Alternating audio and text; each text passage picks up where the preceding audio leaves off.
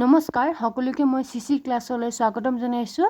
যেহেতু কম্পিটিটিভ এক্সামবোৰত জিওগ্ৰাফিৰ পৰা বহুত প্ৰশ্ন অহা দেখা যায়, গতিকে আমি এটা জিওগ্ৰাফি সিৰিজ আৰম্ভ কৰিছো য'ত আমি জিওগ্ৰাফিৰ বহুত ইম্পৰ্টেন্ট টপিক কেইটামান ডিসকাস কৰিম। সাধাৰণতে আমি জিওগ্ৰাফি বুলি ক'লে ভূপৃষ্ঠত থকা বস্তুকে বুজো, তথাপিও ই মহাকাশত থকা বহু বস্তুকে সামৰি লয়। এতিয়া আমি মহাকাশৰ বিষয়ে কেইটামান বহুত ইম্পৰ্টেন্ট বস্তু শিকিম। এই মহাকাশত 100 বিলিয়ন ষ্টাৰ আছে আৰু এই 100 বিলিয়ন ষ্টাৰ মিলি কিনে এখন গেলেক্সিৰ সৃষ্টি কৰে। আৰু এনেকুৱা 100 বিলিয়ন গেলেক্সি যেতিয়া লগ হয় তেতিয়া এখন ইউনিভাৰ্সৰ সৃষ্টি হয়।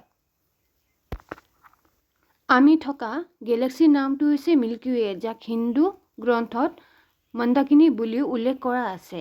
আৰু আমাৰ আটাইতকৈ ওচৰত থকা গেলেক্সিটো হৈছে এন্ড্ৰমেডা, যাক আমাৰ হিন্দু গ্ৰন্থত দেৱযানী বুলি উল্লেখ কৰা আছে। আমাৰ আটাইতকৈ ওচৰত থকা তৰাটো হৈছে সূৰ্য, আৰু সূৰ্যৰ পাছত আমাৰ আটাইতকৈ ওচৰত থকা তৰাটো হৈছে প্ৰক্সিমা চেণ্টাৰি।